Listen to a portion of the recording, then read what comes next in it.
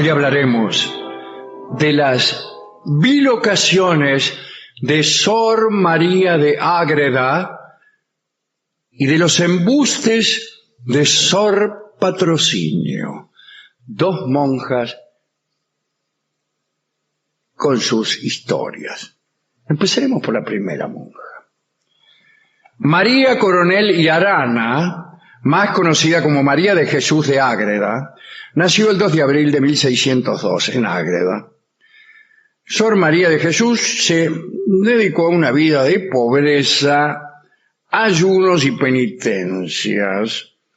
Desde temprana edad experimentó fenómenos extraños.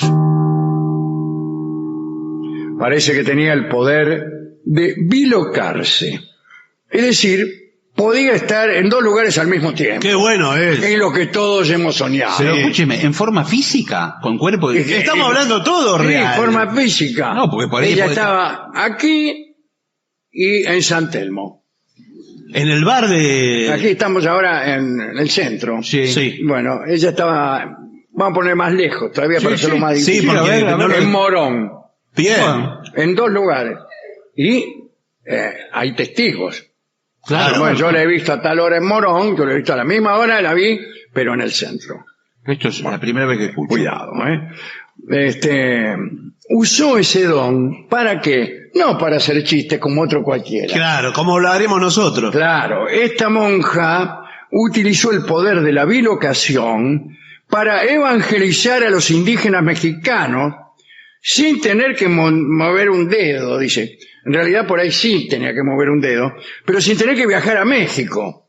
Claro. O sea, se quedaba en Ágreda, que en su convento, en su celda de clausura. Sí. Ah, había una ella que hacía el laburo. Claro. Y otra se proyectaba, se iba a México, Claro.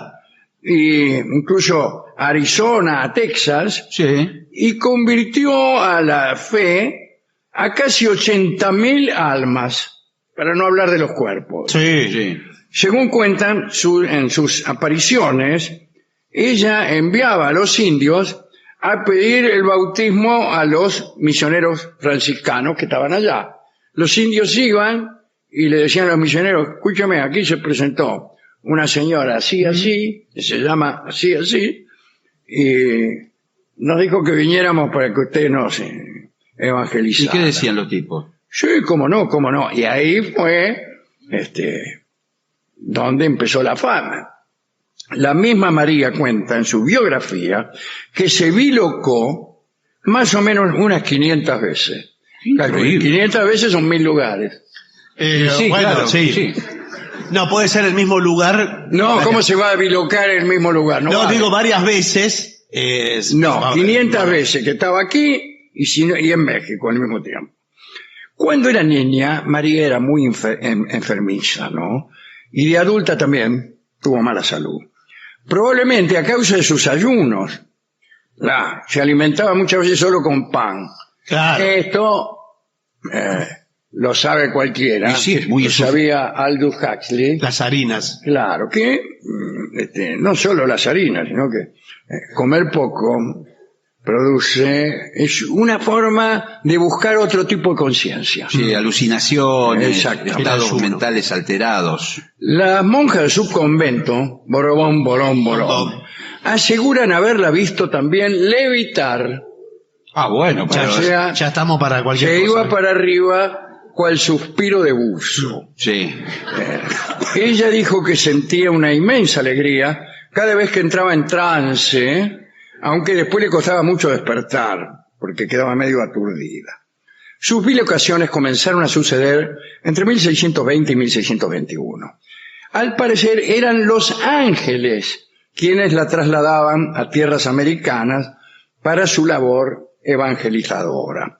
Algunos misioneros aseguraban haber visto una dama vestida de azul instruyendo a los indígenas y haber exclamado, clavao que es Sor María. Bueno, Bueno, puede ser.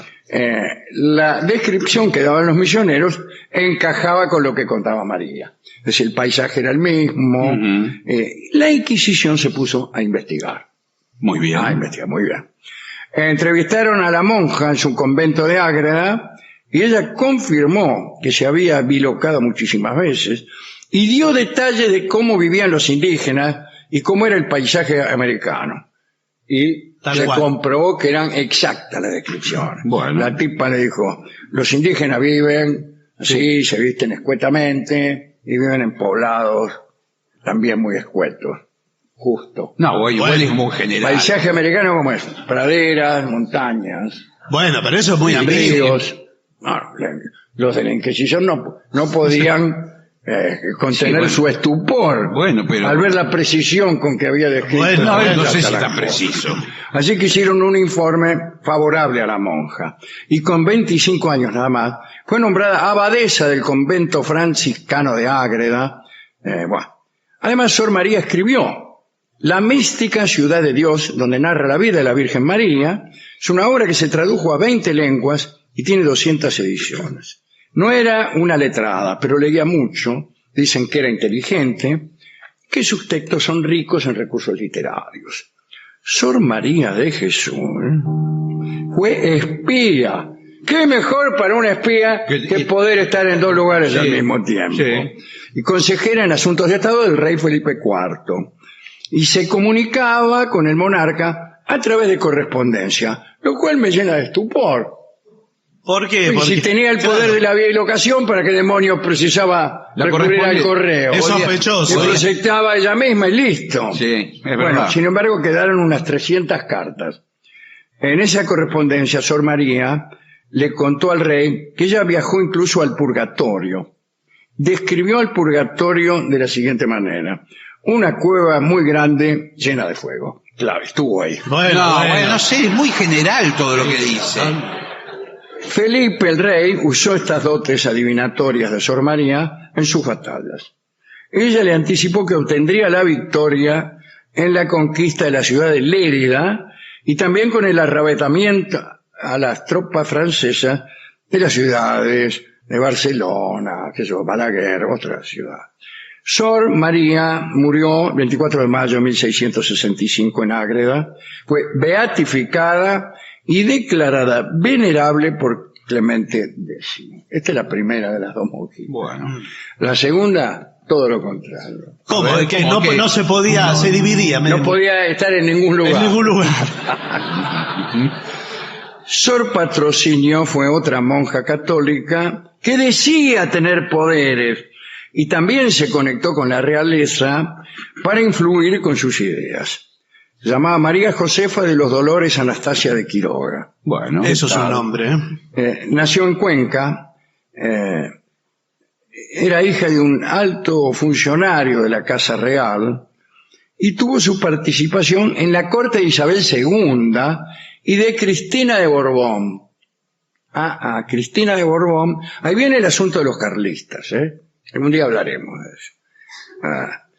Y la llamaban después la monja de las llagas. Ya vamos a ver por qué. Bueno. Desde muy joven, María José se metió en un convento de clausura y decía cosas como que el demonio le había empujado escaleras abajo o que el demonio le tiraba agua hirviendo sobre el cuerpo. Parece que el ayuno exagerado, otra vez, y el aislamiento, bueno, daban sus frutos.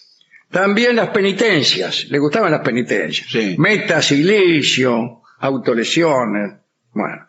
Se lastimaba pies y manos, incluso en la frente, simulando una corona de espinas. Casualmente, Sor Patrocinio, así la llamaban, hacía todas estas cosas con más énfasis cuando los liberales tomaban alguna decisión que afectaba a la Iglesia. Por ejemplo, desamortización de los conventos. Entonces, hacía alguna especie de semimilagro. Sor Patrocinio era carlista. Los carlistas son estos, miren. Estaba Fernando VII, no teniendo herederos. Fernando VII tenía un hermano menor, Carlos, pero resolvió abolir la ley sálica conforme a la cual solo podían reinar los hombres y nombró su sucesora a su hija. Bueno. Y Carlos se enojó. Los partidarios de Carlos se llamaron carlistas Muy bien. y existen todavía. Sor Patrocinio era carlista y por lo tanto buscaba desprestigiar a Cristina de Borbón. La monja decía que su sufrimiento era producto del dolor de Dios por el reinado de Cristina de Borbón. Un día contó que el demonio la llevó volando hacia el palacio de Aranjuez para mostrarle las prácticas oscuras a las que se entregaba la reina, que por otra algún día hablaremos de cuáles eran esas prácticas oscuras. Me interesa eso, ¿eh? Bueno. Ya, vamos a ver. Bueno. Sor Patrocinio aparecía cada tanto en el tejado del convento diciendo que la había llevado el demonio y había que ir a buscarla. Usted le diría, ¿por qué no te baja el demonio también? Sí. Bueno, demasiado. Esto influía mucho en los creyentes. Al final se le abrió un proceso judicial en el cual se demostró que Sor Patrocinio era una farsante. Fue desterrada de Madrid, pero años después se enfermó. Y gracias a sus acomodos en la corte, consiguió volver a Madrid y entrar al palacio. Y allí formó parte de una conspiración al frente de la cual estaba Francisco de Asís de Borbón, el marido de Isabel II, la hija de Cristina de Borbón. Este muchacho, Francisco, era carlista, entre otras cosas que era. Bueno. Bien. Y tenía a Sor Patrocinio, la monja de las llagas, como consejera espiritual. Este era el marido de Isabel II. Este marido, Francisco, tenía un novio. Como un novio. Y un novio. Bueno, está bien. Y la reina Isabel II andaba con tipos para poder dar continuidad a la dinastía Borbón. Parece que tuvo hijos, pero ninguno de ellos era de Francisco.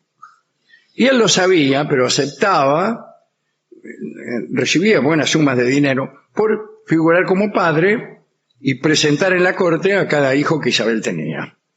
A Isabel se la vinculó con el intendente, o con su intendente, Carlos Marfori, con José María Ruiz de Arana y con Emilio Arrieta. Y la apodaban en el barrio la ninfómana. Bueno. En 1852 ocurrió un atentado contra Isabel II. Un cura llamado Martín Merino se arrodilló ante la reina cuando ella iba a la basílica a dar gracias por el nacimiento de una hija.